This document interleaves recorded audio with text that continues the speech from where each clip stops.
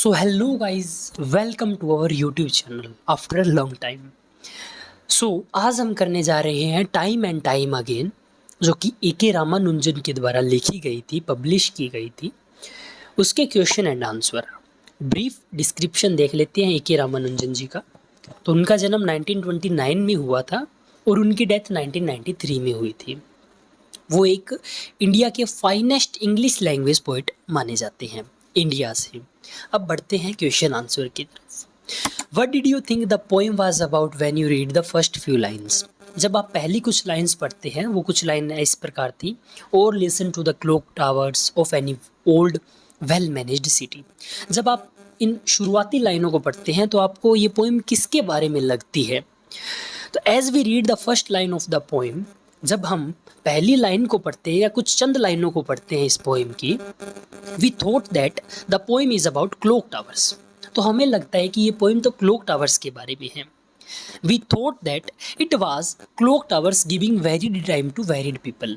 ठीक है, हमने ये सोचा कि जो ये क्लॉक टावर्स हैं वो अलग अलग समय बताते हैं अलग अलग लोगों को। जो हमने पोइम मतलब आपने शायद से पढ़ी होगी, तो उसमें जो क्लॉक टावर्स हैं वो अलग अलग टाइम पे बजते हैं, वो उनका कोई टेक्निकल एरर है। तो हमें लगा कि ये जो क्लॉक टावर हैं वो अलग अलग लोगों को अलग अलग समय बता रहे हैं। It seem to be about clock tower inability to render exact time. तो हमें ऐसा लगता है कि ये क्लॉक टावर की इनएबिलिटी है कि वो एग्जैक्ट टाइम नहीं बता पा रहे। कहने का अर्थ है, एक क्लॉक टावर है वो थोड़ा पहले बज जाता है, एक क्लॉक टावर है वो थोड़ा लेट बजता है। तो हमें ऐसा लगता है कि क्लॉक टावर की इनएबिलिटी है कि वो एग्जैक्ट टाइम नहीं बता रहा। We thought the poem deal in the nature of clock towers. हमने ऐसा सोचा कि ये जो पोएम है वो घंटा घर होते हैं, उनकी प्रकृति के बारे में, उनकी नेचर के बारे में है। नेचर इन दी सेंस कि उनमें कौन सा मटेरियल यूज़ किया गया है, जिस कारण है वो या तो थोड़ी देरी से बजते हैं या थोड़ा मतलब पहले ही बज जाते हैं। तो हमें लगा कि क्लॉक टावर्स के नेचर के बारे में है जब हम कुछ चंद लाइनें पढ़ते हैं, हालांकि ऐसा नहीं होता। सेकंड क्वेश्चन हम देखते हैं, from which line does the import of the title strike the reader?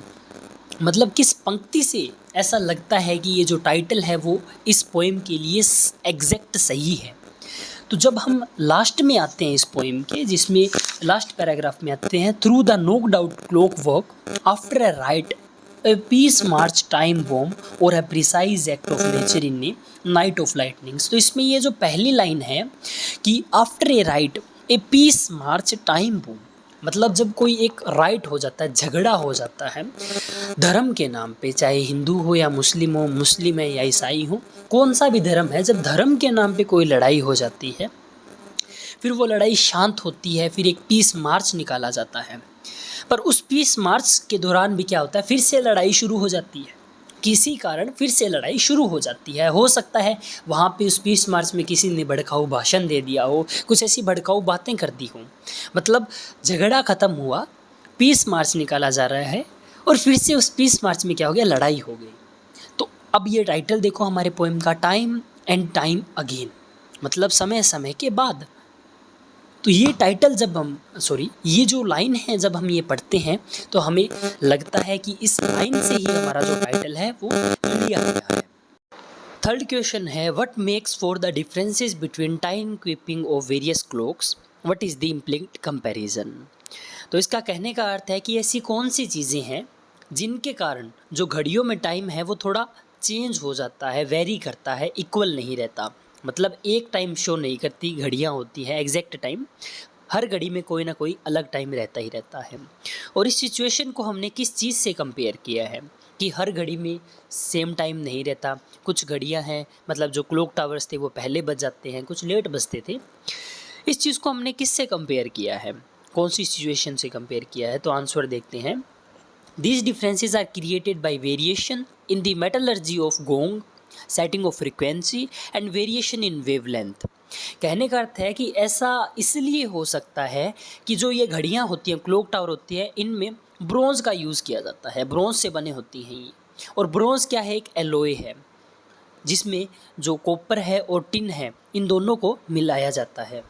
तो हो सकता है कॉपर की क्वांटिटी ज़्यादा रह गई हो सकता है टिन की क्वांटिटी ज़्यादा रह गई हो, इसमें से कोई भी सिचुएशन हो सकती है, या कम रह गई हो, तो जिसके कारण या तो ब्रोंज है वो हैवी हो सकता है या लाइट हो सकता है। इसके कारण क्या होगा, जो फ्रीक्वेंसी है और जो वेरिएशन है वेवलेंथ के अंदर वो आ जाती है, वेरी करती है वेवलेंथ हर एक क्लॉक टावर में। उसके बाद में है thickness and moulding of the shaking and. और हो सकता है जिसने घड़ी बनाई है तो उससे कोई गड़बड़ हो चुकी होगी, उसने मटेरियल अप्रोप्रिएट यूज़ नहीं किए होंगे। और इस चीज़ को हमने कंपेयर किया है कि जो रिलीजन है, जो धर्म है, उससे इससे हम मतलब हमने कंपेयर किया इस चीज़ को। रिलीजन इन द सेंस कि रिलीजन है, अब उसमें खामियां हैं, वो किस कारण है, तो these variation have been implicitly compared with the various wrong interpretations of religion. मतलब एक धर्म है, एग्जैक्ट धर्म है, वो हमें उसकी नॉलेज नहीं है। जैसे अगर हम हिंदू धर्म की बात करें तो उसमें जैसे गीता है, वेदा है, ये हमने नहीं पढ़ा, बट हम धर्म को क्या मान लेते हैं, जैसा हमें बताया गया है उस चीज़ को हम धर्म मान लेते हैं कि यही ही धर्म है। बट आप ये नहीं सोचते, या मैं ये नहीं सोचता कि जब जिसने मेरे को बताया है, हो सकता है उसका कंसेप्ट ही क्लियर ना हो धर्म के बारे में, हो सकता है वो धर्म के बारे में हमें गलत चीज़ें बता रहे हो जो एग्जैक्ट धर्म बताता ही नहीं है, और हम उनको ब्लाइंडली फॉलो करने लग जाते हैं जो उन्होंने बताया है। तो ये तो हो गया हमारे धर्म की बात। हमारे धर्म मतलब हिंदू धर्म की बात। हो सकता है मुस्लिम धर्म है तो उसमें जो उनके फॉलोवर्स हैं, मुस्लिम धर्म के लोग हैं, हो सकता है उन्होंने कुरान पढ़ी ही ना हो, या कोई और रिलीजियस बुक है उनकी, उन्होंने वो पढ़ी ही ना हो। जो उनको बताया जा रहा है वो ब्लाइंडली फॉलो करते आ रहे हैं। उन्होंने ये नहीं सोचा कि ये गलत हो सकता है, मतलब हमने भी ये नहीं सोचा कि जो हमें बताया जा रहा है वो गलत है या सही है। विदाउट एनी रिसर्च हमने वो चीज़ एक्सेप्ट कर ली। और जो जिन्होंने हमें बताया है, हमने ये नहीं सोचा कि वो गलत भी बता सकते हैं। इस कारण क्या होता है कि एक कम्युनल डिसहार्मनी देखने को मिलती है। क्यों देखने को मिलती है? क्योंकि हमें धर्म की एग्जैक्ट नॉलेज नहीं दी गई। तो ये एक रामानुजन जी ने उस टाइम में ही चीज़ को एड्रेस कर लिया था जो आज के टाइम में हमें देखने को मिलती है। अब अगर हम इसको कंपेयर करें घंटाघरों से, तो घंटाघर का काम क्या है? सही समय बताना, बट वो नहीं बता पाते। क्यों? क्योंकि हो सकता है बनाने वाले ने गड़बड़ी कर दी हो। जब हम इस चीज़ को कंपेयर करते हैं रिलीजन से, तो धर्म है वो सही चीज़ है, वो हमें जीने का सही रास्ता दिखाता है। बट इसको जो आगे बताते हैं लोग, हो सकता है उन्होंने कुछ गड़बड़ी कर दी हो बताने में, उन्होंने एग्जैक्ट चीज़ बताई नहीं हो। Various religious authorities interpret religion in their own way.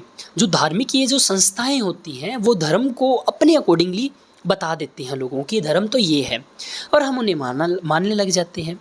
और फिर क्या होते हैं, हम मिसगाइड हो जाते हैं क्योंकि हमें लगता है कि जो उन्होंने बता दिया वो सही है।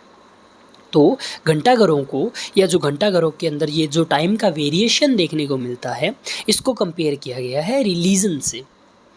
उसके बाद में आता है why is the act of nature described as precise. Precise होता है एकदम परफेक्ट, या होता है स्टीक हिंदी में कहें तो जो प्रकृति है, ये जो नेचर है, इसका जो कार्य है, जो इसका एक्ट है, उसको एकदम सही क्यों बताया गया है? तो the act of nature has been described as precise in comparison to the acts of human being. जब हम नेचर का कार्य देखें ह्यूमन बीइंग के कंपैरिजन से, तो उनका कार्य है वो बहुत ज़्यादा प्रिसाइज है, विच मीन्स परफेक्ट है हम लोगों से। ऐसा क्यों है? We humans are inaccurate in our acts. मतलब जो हम ह्यूमन्स हैं, हम मानव हैं, वो हम हमारे कामों में परफेक्ट नहीं हैं। एग्जाम्पल से समझते हैं इस चीज़ को कि जैसे हम कोई चीज़ बनाते हैं हमारे लिए, हमारी मटेरियलिस्टिक जो नीड्स हैं उनको पूरा करने के लिए, बट हम जो हमारा नेचर है उसको नुकसान कर रहे हैं, उसका नुकसान कर रहे हैं। तो हमारे जो कार्य हैं वो हमारे लिए तो सही है, बट कहीं ना कहीं वो किसी चीज़ के लिए तो गलत होंगे ही, है ना। तो हमारे जो एक्ट्स हैं वो बिल्कुल ही सही नहीं है। वो तो एग्जाम्पल से समझ लिया। अब इसके बाद में क्या लिखा हुआ है इसमें, we interpret one thing in many different way. मतलब हम कोई एक चीज़ को बहुत अलग अलग तरीक़ों से समझाते हैं, अलग अलग तरीके से, मतलब जिस बंदे की जितनी अंडरस्टैंडिंग है वो उस तरीके से आपको चीज़ को क्लियर करता है। हो सकता है कि वो आपको गलत चीज़ भी बता रहा हो, है ना, but nature does everything in an exact manner. लेकिन जो नेचर है, ये जो प्रकृति है, ये जो चीज़ें करती है वो बिल्कुल एग्जैक्ट सही चीज़ करती है। Which of the following reflects the people attitudes toward communal disharmony. 3 चीज़ें दी गई है। क्रिटिकल कंडेमनेशन, मतलब एक तो है आलोचनात्मक निंदा, जब हम किसी चीज़ की निंदा करते हैं। दूसरा है हेल्पलेस एक्सेप्टेंस, मतलब हम असहाय स्वीकृति, मतलब हम कोई भी चीज़ को मान लेते हैं। थर्ड आता है विस्टफुल लेमेंट। विस्टफुल इस शब्द के अंदर विश लिखा हुआ है, विच मीन्स कोई इच्छा, कोई चाह, तो चाह से भरा हुआ विलाप। तो इन चीज़ों में से एक जो हमारा पोइट है वो कम्युनल डिसहार्मनी को किस रूप में देखता है? क्रिटिकली कंडेम, मतलब वो निंदा करते हैं इस चीज़ की, या उस चीज़ को मान लेते हैं, या फिर उसे इस बात का दुख होता है। ठीक है, तो मतलब पोइट का क्या एटीट्यूड है, वो किस तरीके से देखते हैं कम्युनल डिसहार्मनी को? वो है क्रिटिकल कंडेमनेशन। तो जो हमारे पोइट हैं वो क्रिटिकली कंडेम करते हैं कम्युनल डिसहार्मनी को, मतलब जो धर्म के नाम के ऊपर लड़ाइयाँ होती हैं इनको वो क्रिटिकली कंडेम, मतलब आलोचनात्मक निंदा करते हैं इन चीज़ की। Poet criticize the communal dispute that arise time and time again. Poet उन कम्युनल डिस्प्यूट की निंदा करते हैं, क्रिटिसाइज करते हैं, जो टाइम के साथ साथ क्या है, बार बार होते जाते हैं हमारे सोसाइटी के अंदर।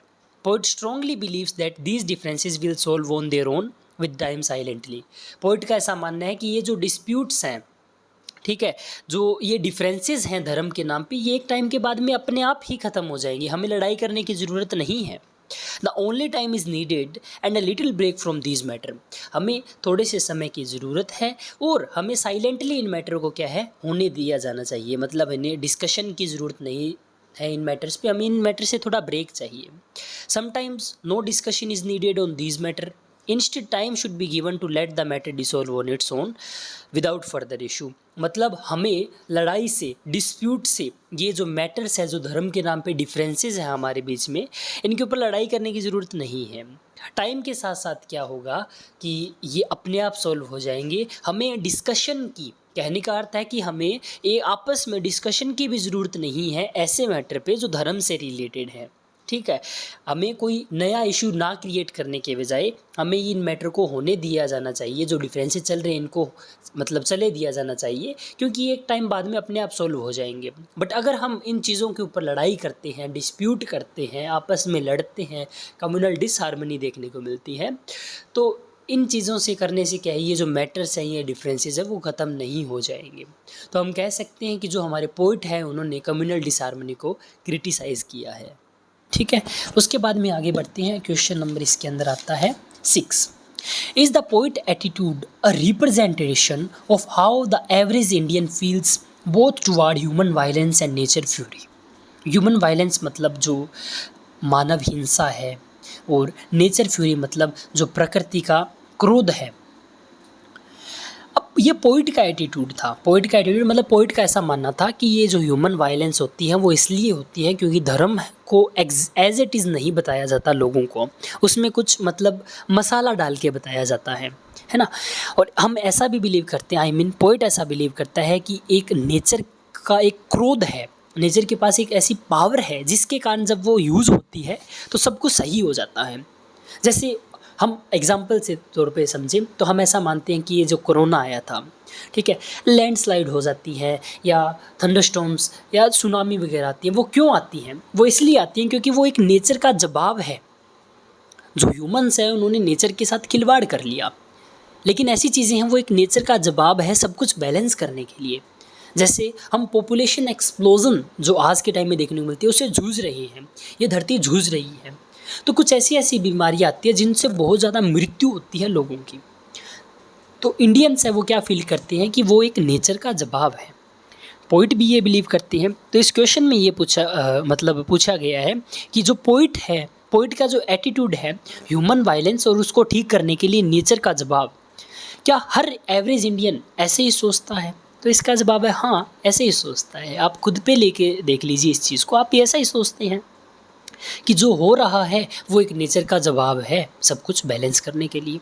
चलिए आंसर की तरफ बढ़ते हैं। Yes, the poet attitude representation is a representation of how the average Indian feels both towards human violence and nature fury. जैसा पोइट मतलब सोचता है ह्यूमन वायलेंस की तरफ और नेचर फ्यूरी की तरफ, वैसे ही एक एवरेज इंडियन सोचता है। तो पोइट हमें रिप्रेजेंट कर रहा है, हम इंडियंस को रिप्रेजेंट कर रहा है कि हम किस तरीके से सोचते हैं। तो it is a general perception that communal riots take place due to wrong understanding of religion. तो ऐसा माना जाता है, एक अवधारणा है ये, कि जो कम्युनल राइट्स होते हैं, रिवॉर्ड्स होते हैं, ये क्यों होते हैं? क्योंकि हमें धर्म की एग्जैक्ट जो अंडरस्टैंडिंग है वो नहीं है हमें, ठीक है। हमें रॉन्ग अंडरस्टैंडिंग है धर्म की। जो लोग हमें बता रहे हैं धर्म ये है, हो सकता है उनका कंसेप्ट क्लियर ना हो, बट हम उनको ब्लाइंडली फॉलो कर रहे हैं, जिस कारण क्या देखने को मिलता है कि हमें लड़ाइयाँ देखने को मिलती है धर्म के नाम पे।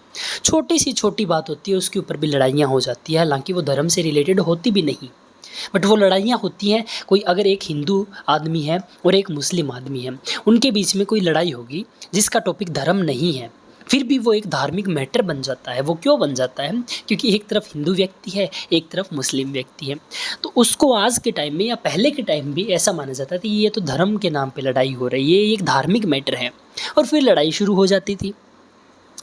तो हमें मतलब धर्म का एग्जैक्ट मीनिंग ही नहीं पता, इसलिए क्या होता है, ह्यूमन वायलेंस देखने को मिलती है। ऐसा किसका परसेप्शन है? ऐसा पोइट भी मानता है और एवरेज इंडियन ऐसा ही मानता है।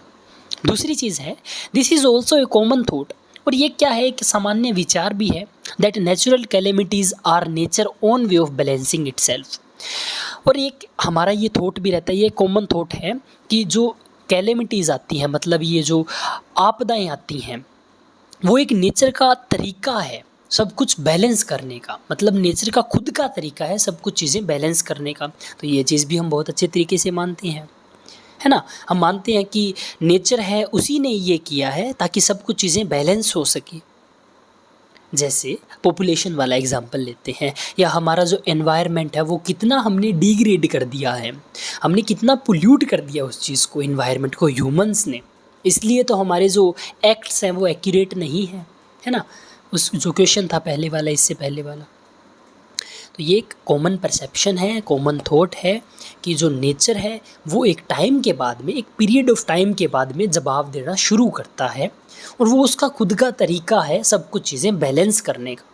तो इस पोइम में ये रिलेट किया गया है कि हमें धर्म के नाम पे नहीं लड़ना चाहिए, हमें चुप रहना चाहिए, क्योंकि ये जो प्रकृति है ये एक टाइम के बाद में जवाब देती है, और वो जवाब देगी तो सब कुछ सही हो जाएगा। तो मैं इस पोइम को बहुत ग्रेट मानता हूँ, क्योंकि जो आज के टाइम में हमें धर्म के नाम पे देखने को मिल रहा है वो उस टाइम में ही एड्रेस कर लिया था कि किन्होंने, ए.के. रामानुजन जी ने। तो ये पोइम बहुत ग्रेट है, और मैंने क्वेश्चन आंसर करवा दिए हैं, मे भी ये हेल्पफुल रहे होंगे आपके लिए। अगर हेल्पफुल रहे हैं तो एक कमेंट ज़रूर कर देना कि हेल्पफुल है, या नहीं रही हैं तो फिर भी कमेंट ज़रूर ही कर देना कि नहीं है हेल्पफुल। अगर अच्छा लगा हो तो लाइक कर देना। और एक बार आपसे सभी से ये मैं कहना चाहता हूँ, इस पोइम को एक बार फिर से आप दोबारा से बहुत अच्छे तरीके से पढ़ें, बहुत अच्छे तरीके से पढ़ें। क्वेश्चन आंसर आपको एग्जैक्ट बढ़िया तरीके से बता दिए गए हैं। अगर कोई भी डाउट है तो आप कमेंट सेक्शन में पूछ सकते हैं, फील फ्री टू आस्क। ठीक है, चलिए मिलते हैं नेक्स्ट वीडियो के साथ, तब तक के लिए स्टे ट्यून, गुड बाय।